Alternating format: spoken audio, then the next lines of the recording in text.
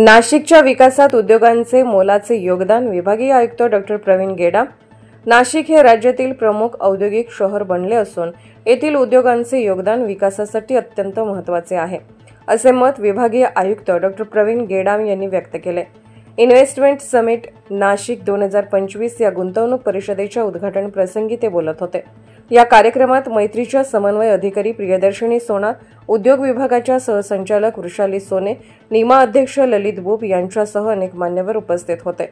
डॉ. गेडाम यांनी सांगितले की समृद्धी महामार्ग, विमानतळाचा विस्तार आणि आगामी कुंभमेळ्याच्या पार्श्वभूमीवर नाशिकला मोठ्या संधी उपलब्ध होत आहेत।